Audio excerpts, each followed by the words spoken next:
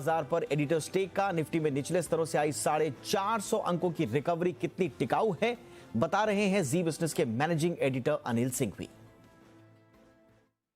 हफ्ते के पहले दिन भारतीय बाजारों में दिखा जबरदस्त एक्शन और ये एक्शन था उतार चढ़ाव भरा, लेकिन कहते हैं ना कि अंत भला तो सब भला। और फाइनली जब हरे निशान में निफ्टी बंद हो दिन की ऊंचाइयों के करीब एक दिन की छुट्टी के पहले, तो कहना ही क्या। जी हाँ, कल बाजार बंद रहेंगे महाशिवरात्रि के उत्सव के उपलक्ष्य में, लेकिन उससे पहले बाजारों में कॉन्फिडेंस, भरोसा, जोश थोड़ा बढ़ता हुआ दिखा। इस जोश के संकेत वीकेंड पर थे। जिस तरह से अमेरिका में शुक्रवार को बड़ी तेजी बनी और एसजीएक्स निफ्टी 300 साढ़े 300 पॉइंट शुक्रवार, शनिवार, रविवार को ट्रेड करता हुआ दिखा ऊपर की तरफ।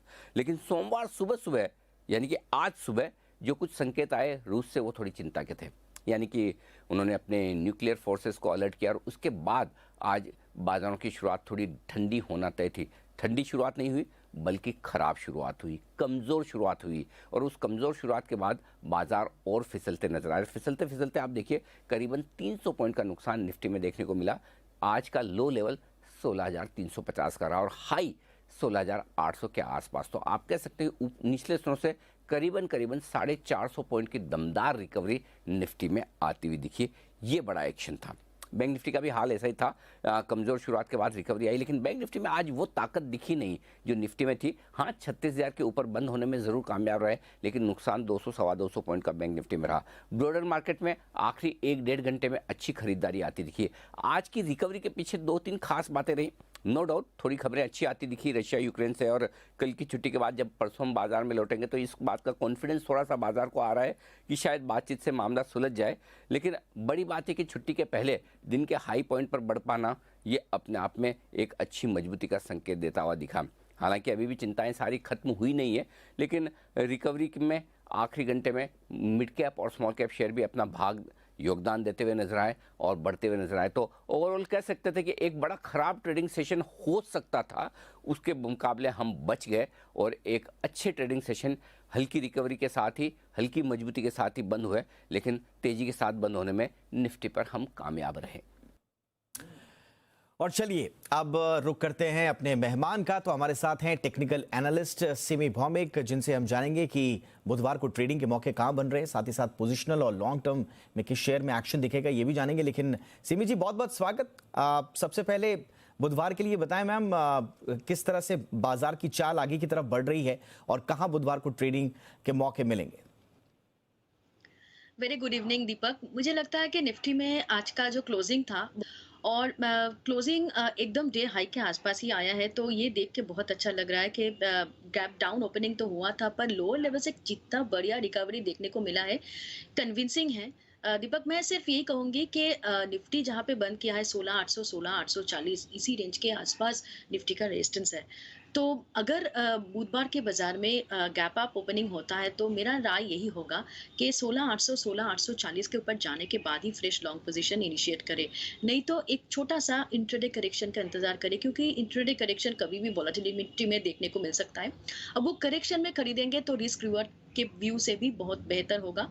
तो मेरे पोजिशनल अगर किसी को ट्रेडिंग करनी हो तो किस तरह के आप आगे की राय देंगी सिमी जी? दीपक, पोजिशनल मेरे तरफ से एक मैं स्टॉक देने वाली हूँ जिसमें मुझे लगता है कि पोजिशनल व्यू लेके खरीदारी करनी चाहिए। एक तो टाइटन में मंडे का क्लोजिंग काफी स्ट्रांग आया था और मुझे लगता है कि जब तक ये टाइटन एक रेंज के ऊपर है तब तक इसमें खरीदारी करनी चाहिए। 2540 2545 के आसपास क्लोजिंग आया था मंडे का, तो वो क्लोजिंग के ऊपर जब तक मतलब होल्ड कर रहा है टाइटन, तब तक खरीदने का सलाह होगा उसी रेंज के आसपास, और मूविंग सेशन के लिए बहुत ही अच्छा परफॉर्म कर सकता है। मेरे ख्याल से इसमें एक थोड़ा सा पोजिशनल व्यू लेके खरीदारी करनी चाहिए।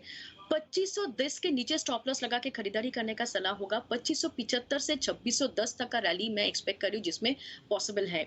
बहुत ही शॉर्ट टर्म में 2575 2595 और 2610 ये 3 टारगेट्स है मेरे तरफ से।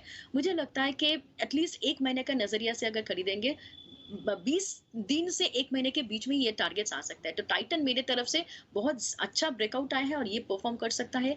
एक पोजिशनल व्यू लेके टाइटन में खरीदारी किया जा सकता है। बताया कि 20 दिन से 30 दिन की जो सलाह है टाइटन के लिए सीबीजी की। और मैम लॉन्ग टर्म के लिए भी सीबीजी बता दीजिए।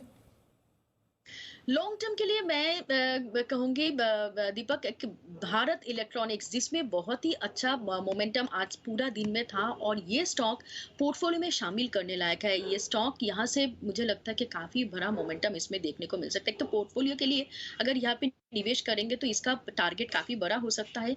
250 से 270 का टारगेट मेरा लॉन्ग टर्म का व्यू है और मुझे लगता है कि इसका 210 के आसपास का क्लोजिंग आया था मंडे को, तो 210 का क्लोजिंग के हिसाब से मुझे लगता है कि काफी बड़ा इसमें रैली आने का इंतजार है। देखिए, आज एक अच्छा खासा उछाल हमने देखा और कुछ स्टॉक्स ऐसे थे जिसमें हमने एक ब्रेकआउट आते हुए भी देखा।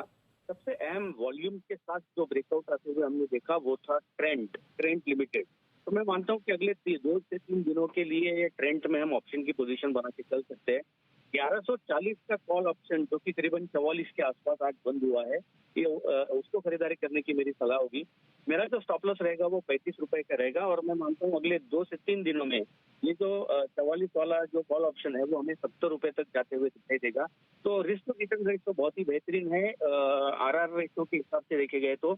और जिस तरह के वॉल्यूम में मैं स्टॉक स्पेसिफिक दीपक मैं भी मेरे भी रडार पर ट्रेंड ही है। आज क्लोजिंग सेशन में काफी बढ़िया सा ब्रेकआउट देखने को मिला है। 1100 के ऊपर बंद किया है।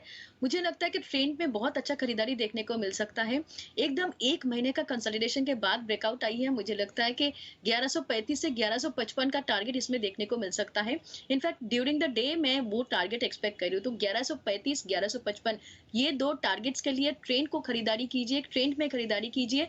1100 के आसपास ही कीजिए, 1105 के आसपास ही कीजिए। करंट लेवल का ही मैंने बात बता रही हूँ जहां पे बंद किया है मंडे। तो स्टॉप लॉस 1080 को नीचे मेंटेन कीजिएगा। बहुत ही बढ़िया सा ब्रेकआउट देखने को मिला है। ये परफॉर्म करने वाला है दीपक। और ये तीनों जो स्टॉक मैंने दिया है टाइटन, बेल और ट्रेंड, ये तीनों में से बेल और टाइटन मेरा पोर्टफोलियो में है। ट्रेंड में कोई पोजीशन निजी निवेश नहीं है। Alright ma'am, thank you so much.